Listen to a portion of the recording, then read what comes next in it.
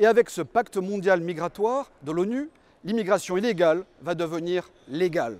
On va sanctionner les journalistes si vous critiquez les politiques migratoires. Pour avoir en fait une immigration constante et puis massive. Non, absolument pas. Le pacte n'a pas du tout pour objectif d'augmenter le nombre de migrants dans le monde, ni d'ailleurs en Europe.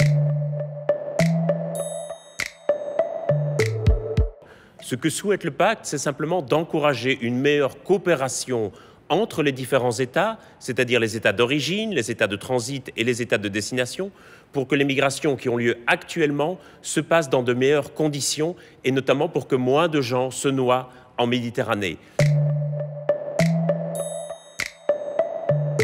Ce n'est pas du tout un texte contraignant, il n'impose absolument rien aux États et il ne vise certainement pas à essayer d'augmenter les migrations.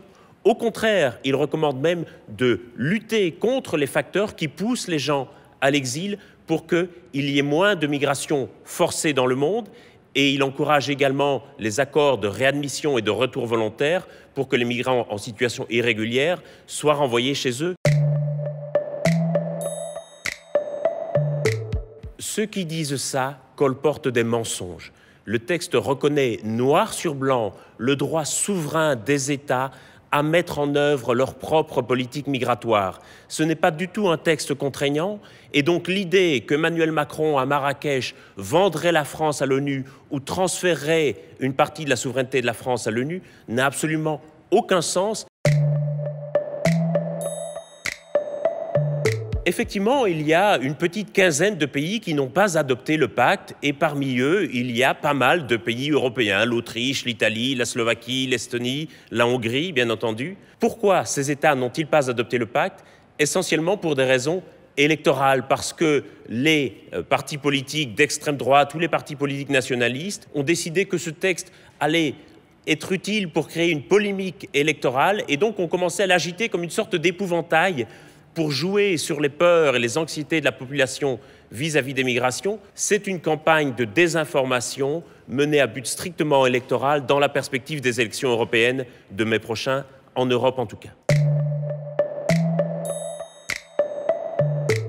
Je pense que dans l'anxiété des Gilets jaunes, qui est une anxiété liée au déclassement social, il y a effectivement beaucoup de peur et d'anxiété par rapport aux migrations, par rapport au rôle des migrants sur le marché du travail ou sur les salaires, et que donc les responsables politiques qui ont relayé ces fake news, ces mensonges, savaient qu'ils trouveraient là un terreau particulièrement fertile. Le texte vise à faciliter une meilleure intégration des migrants dans leur pays de destination. Et bien entendu, un facteur d'intégration, c'est le travail. Mais le texte ne crée pas pour autant un droit au travail des migrants. Simplement, il faut rappeler qu'en France, les migrants en situation régulière ont accès au marché du travail. Et donc, bien souvent, le droit français va en réalité plus loin que le texte du pacte. Le texte ne crée absolument pas un droit à la migration. Simplement, il réaffirme en premier lieu que les migrants sont avant tout des êtres humains et qu'à ce titre, ils bénéficient des mêmes droits que la population, qu'ils soient en situation régulière ou irrégulière. Les droits humains s'appliquent à tous, quelle que soit leur situation. La Déclaration universelle des droits de l'homme reconnaît dans son article 13 que tout homme a le droit de quitter tout pays, y compris le sien. Les médias ne sont obligés à rien du tout et le texte réaffirme noir sur blanc l'importance de la liberté de la presse. Simplement, le texte encourage les États à promouvoir une information indépendante et de qualité sur les migrations, y compris sur les réseaux sociaux où circulent actuellement toute une série de fausses rumeurs et de mensonges, y compris concernant ce pacte dont nous discutons en ce moment.